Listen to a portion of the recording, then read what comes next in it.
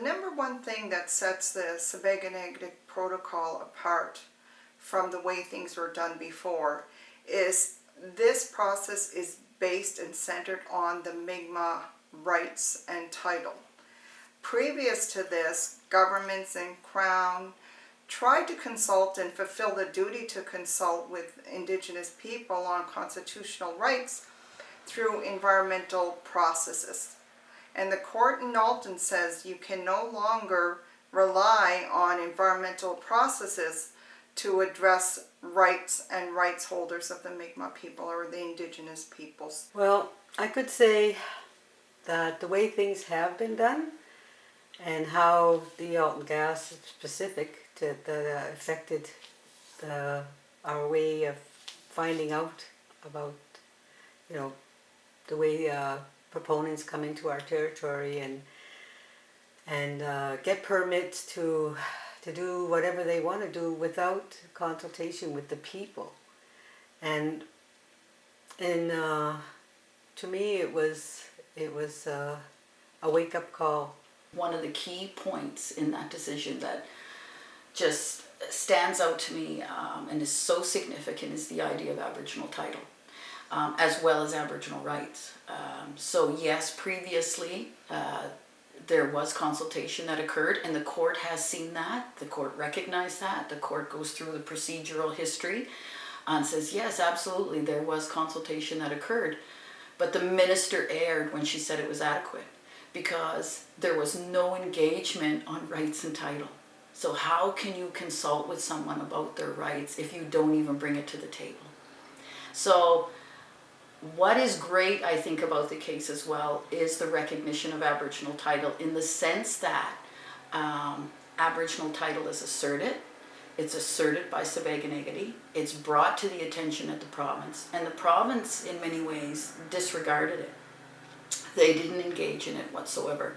And so when you're looking at a review of that, under the way the courts reviewed it, they said, you can have A, B, and C, and D you have to engage on. But if you don't engage on D, you haven't engaged. You haven't fulfilled your duty. And so D is Aboriginal title. And that is fantastic, I think, for Seboguenegdik, because we know as community members that we have strong Aboriginal title. There's a recognition by all parties that deep consultation is necessary. So where that comes from, of course, is the idea the courts have said previously that consultation occurs on a spectrum based on the circumstances. So on one end you may have a lower end consultation that is necessary based on maybe there's not necessarily an asserted right, maybe there's something minor that's going to be affected to the Indigenous group. So maybe we have to talk about it a bit. But then on this end you may have such a strong claim or such a strong infringement, potential infringement of rights, even if they're asserted, they don't have to be established. There is still a duty there. I'm glad to see the case in the sense that it's given guidance to people, including government and proponents, on the duty to consult, and that it just can't be, we gave you a phone call, we sent you a letter, the normal procedure that used to happen all the time, and they thought they fulfilled their duty.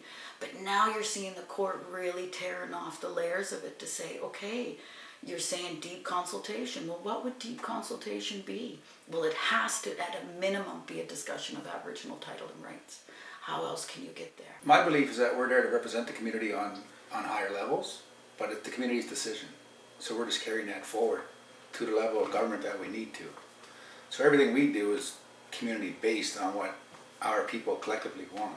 There is case law that has said that bands have fiduciary duties to their members, right? So a process where you are making sure that you are hearing the voice of the people is really important. And we're talking about very important and constitutionally protected rights here. And that's been part of the debate sometimes about why do just the Indian Act Chief and Council be the only ones to decide this? Because, the Indian Act doesn't say anything about Section 35 rights, and these are all our rights. So it's really very prudent for chiefs and councils to say, we gotta hear from everybody. And I think that that's, consistent with this idea of as leadership having, we could call it fiduciary duty, but we could even, look at it more through a Mi'kmaq law lens, right? Like how, what does Mi'kmaq law, what are leaders supposed to do? They're supposed to listen to their people. So you could see it in two different lights, but same result.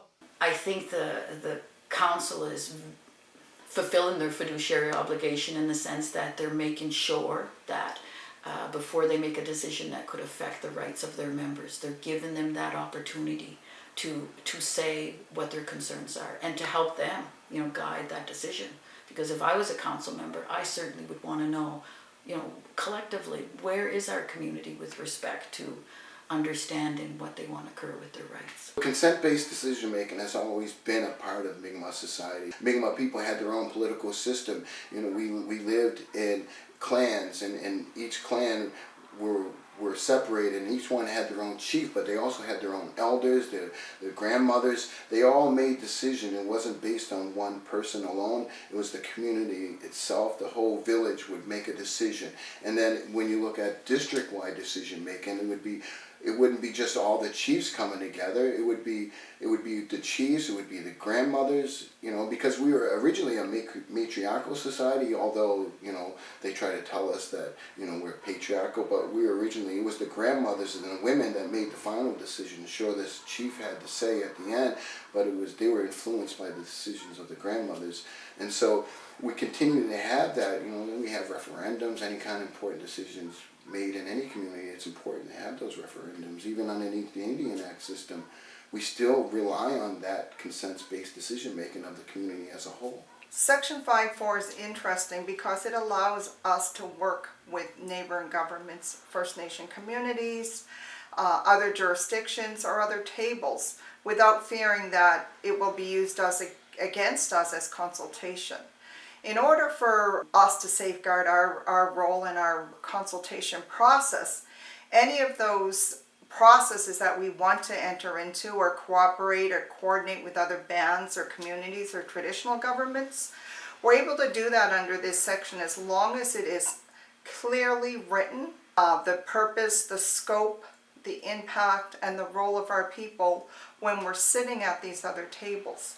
If it's clearly outlined in a memorandum of understanding under section 5.4, then it is consultation with the community. Absent that, they can't be using the number of calls they made or the different meetings they had, or if our chief happens to be sitting at a table that they consider consultation. It's not valid unless it's under our protocol and the authority that our people give to our chief and council. I think it's great. Now there's no chance of anybody misleading us. Now things get filtered through our consultation team, and the last decision before it goes community we would discuss. But it's all very informative information. Before it could be it's hearsay and stuff, right? Where you get a 100-page document thrown on your desk that you don't understand if you haven't been through law school. So that way people in place for that, it's much more comforting that we'll succeed. One of the challenges in the industrial approval process is that industry pays for the studies. Oftentimes the studies paid for are not peer reviewed. Sometimes we've learned that studies are not done at appropriate seasons or with the appropriate gear maybe. So we've learned that there can be holes in these studies.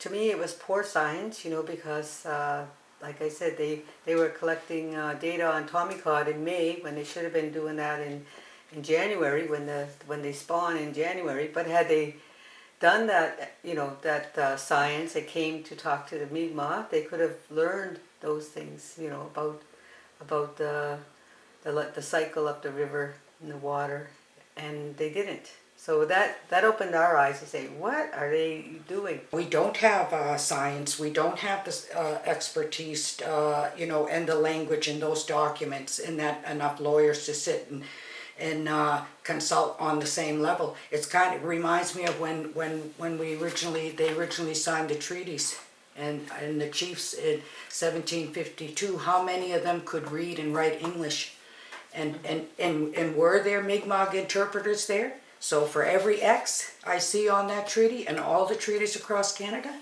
it tells me no. You know, and if we're gonna be doing a process and gonna be on par with them and it's going to be a fair process, then we need to have our own experts with our own Indigenous views, you know, to that's what reconciliation is, their colonized view and ours, but we need to have that capacity. So what I would say going into a new process, as Sibegnegadig is doing in this case, is there are things we need to advocate for. We need to advocate that we present our knowledge about our health in our own words by our own people.